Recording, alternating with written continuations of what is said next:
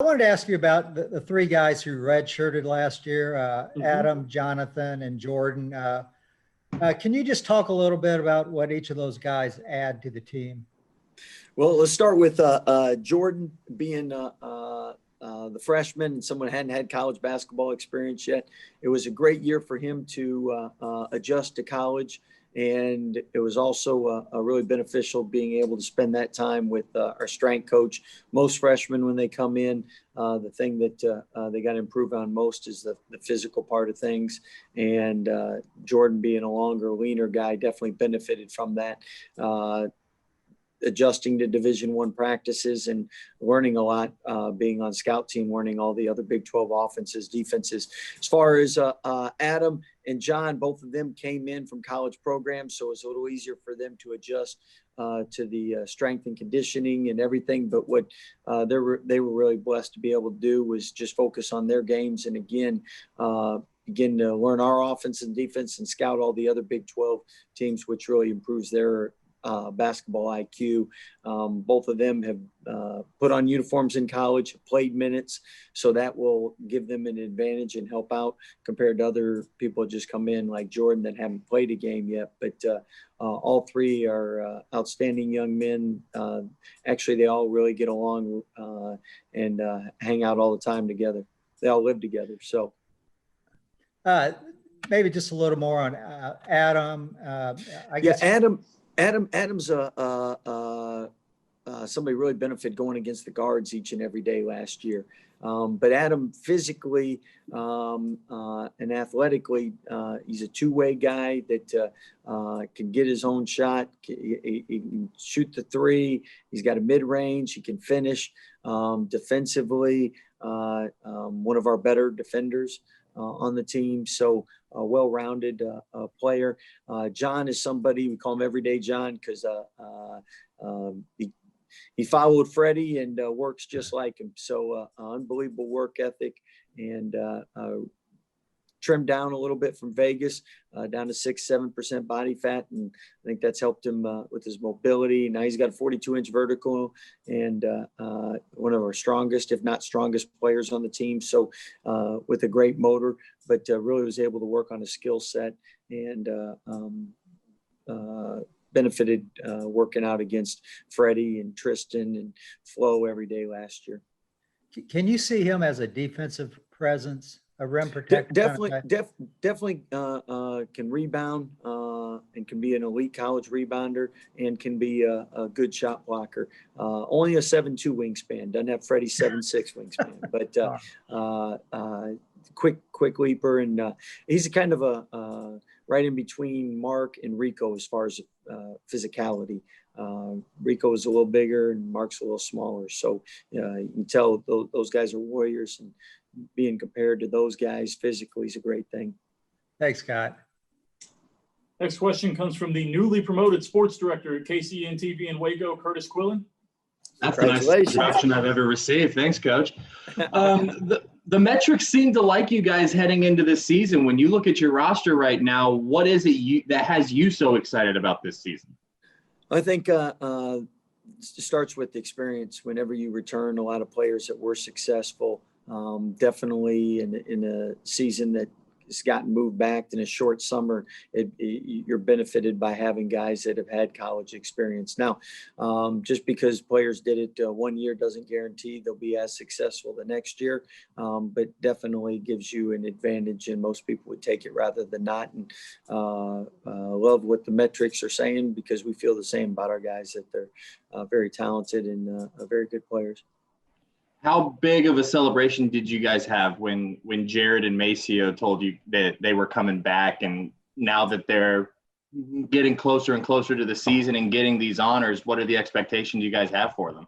Well, definitely big celebrations for both of them. A lot of excitement, not just for what they bring the Baylor Bears on the basketball court, but just what they bring our team as far as high character, great individuals, great energy guys,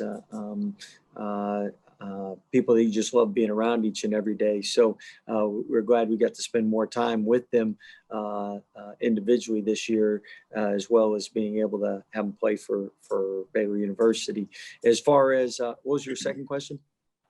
What are the expectations you have from those two this year? Yeah, and expectations wise, obviously both of them had great years last year. Now the question will be, can they take another step forward? And the good thing is each and every day they're going against great other guards, which makes them better and should have them prepared for this season. But one thing you always got to watch when you have expectations is you make sure why everyone was so successful last year is we won. Everybody played within their roles and played for each other and liked one another. And the chemistry was very good. The player leadership was really good. And sometimes the danger when guys aren't around in the summertime and they're working on their game is they're more focused on their own areas they need to improve and what they need to do rather than maybe what the team needs. And that's the great thing about having high quality people like Jared and Maceo. They're less likely to fall into that trap. Thank you, Coach. Next question from Stephen Hawkins with the Associated Press.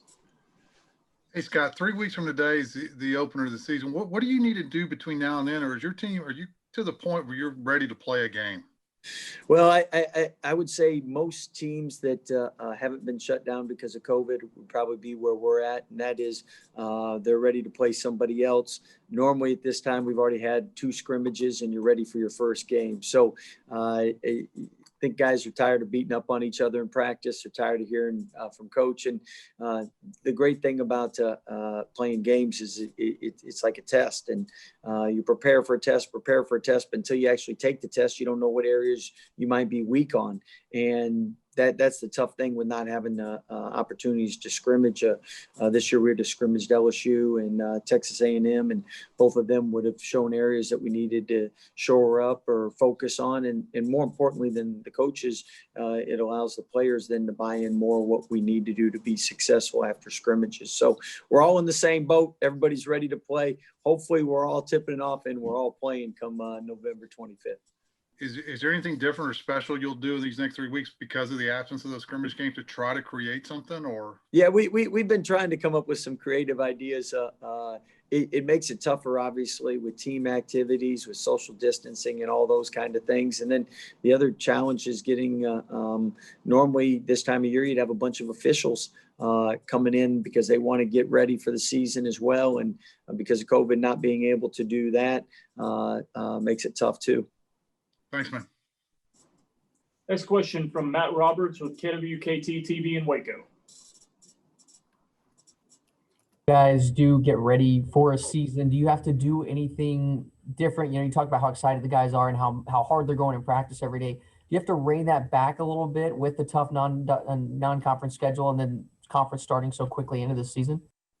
Well, I think we're all in uncharted waters from the standpoint. Normally we have a system, you know what they're doing in the summer, and then it leads into fall, what they're doing, and then you know they're where they need to be. With not being around in the summertime, trying to make sure physically they're in shape enough to play games and injury-wise can not be put in harm's way. I think everybody ramped up what they normally do in the fall, and now it's a matter of making sure everyone has their legs back and making sure that you have everything in as far as offensively and defensively, especially if you would get shut down because of COVID and you had to take time off. You want to make sure you're ready to go when you start. Thanks, Coach. Thank you. Next question from David Smoke with Sikkim 365. Hey, Scott, thanks for being a part of this. The last 6 or 7 years, you've had the #1 conference, according to Ken Palm, and you have 5 of the top 9 in his opening rankings. That's just business as usual? Business as usual, although 5 in the top 9, that's hard to duplicate year in and year out. That just shows you how many talented teams and how many returning players in the Big 12 there are this year. And this could be one of those special years because very, very, very seldom do you ever get with as many quality basketball teams out there, 5 of the top 9 in one conference. I mean, that's crazy. You also have the luxury of some guys being able to have this mulligan year, so to speak. Will that influence what you do as being such a deep roster? Will that influence who plays or not during the year based on hopefully no attrition because of injuries? Well, I think first and foremost with with the mulligan year, most players at our level, they're not thinking about the next year being at Baylor. They're thinking about next year being in the NBA. So it doesn't affect how they think as far as coaches go. When you're playing the schedule that we're playing, really it's just about what can we do to win, what puts our team in the best situation to win. And you really don't think about the following year. When you're playing the schedule we are, it's you got to be on point and focused on that. Okay. I think if you had more guarantee games and a longer season, then I think you could do some of that stuff. Next question from Kendall Kaut with Our Daily Bears. Scott, with some new guys coming in, but the established guys you have back that really know the no-middle defense and a lot of the offensive schemes you work out, how have the new guys integrated with the other players who really know what you're doing? They've done a good job. It's been a little harder for them from the standpoint they didn't have all summer to kind of implement things in stages. And then the other thing is you got thrown a bunch of different stuff from the standpoint. Normally, if you're working out with the strength and conditioning coach from June on, by the time you get to now, their bodies have adjusted. They're not sore. They're used to the regiment and the routine. But coming back, starting at the end of summer, you get thrown into where you got to learn the new offense, defense, and adjust to the rigors of playing Division I basketball with strength and conditioning. So I think across the board, it'll be harder for freshmen this year than any other year, just because of not having a summer. And with the tougher schedule you have, so let's say you play Gonzaga and maybe you offensive rebound way better than you expect for the lineup, or the reverse happens. Kind of how do you start that and make a feel? Do you rely upon kind of preseason expectations, or do you say, hey, maybe it's just Gonzaga is really good and we weren't as effective as we thought? I guess my question's kind of, you have a lot tougher schedule. Does that make it more difficult to have takeaways from a smaller sample size against great teams? No, I think these are the type of teams that if you have a weakness, it's going to expose it. And if you have an area that you have to improve throughout the season to be able to be successful come tournament time, because these are the type of teams you're going to have to beat to advance in the tournament. And they're the same type of teams you're going to face in the Big 12. So basically you find out what you got to work on for the Big 12, and hopefully it's perfected by then. So when you play these teams again, you're better off for it. Thank you. Next question from Kevin Lonnquist with SicEmSports.com. Scott, the two rule changes that you guys dealt with last year with the 3-point line and the shot clock, especially off the offensive rebound, and you guys went through a season with that. What did you all learn from those two rule changes in the offseason, and how do you think you guys could incorporate adjustments to those rules this coming season? Can you repeat the beginning of that? Yeah, I'm just saying the changes to the rules with the shot clock and the 3-point line from last year, and what adjustment and what you guys learned from that from last year, and what you think you guys can do to adjust to it this year, because obviously the 3-point line is longer. Yeah, good questions. With us, our guys mostly shoot NBA threes, so the college line really doesn't affect them as much anyway. We're trying to get them to move in, but as far as each year that you have new rules implemented, I think your team adjusts that first year. The next year, you're obviously more successful. By the third year, it is what it is, and that's how you know it. So, but with us, a lot of our guys, we have an NBA line down on our court, and a lot of our guys spend most of their time shooting NBA threes to begin with. And as far as playing fast, part of the thing that we've tried to do, and as far as getting guys back into shape, one of the best ways is by playing fast in practice and getting them extra reps. And transition defense is always so important in the beginning of the year as well. So really the shot clock hasn't come into effect with anything we've done thus far. Is there a team in this league that you think is probably under the radar after you in Kansas? I mean, you literally, that's what makes the Big 12 so good, is there's no bad team. There's no easy win. And whenever you're trying to fill out a ballot, when you're trying to figure out, okay, who's at the bottom, that's the hardest thing, because there are no bottom teams. And so normally who's ever picked lower is going to surprise people and finish higher than they were picked. That's how it works in the Big 12.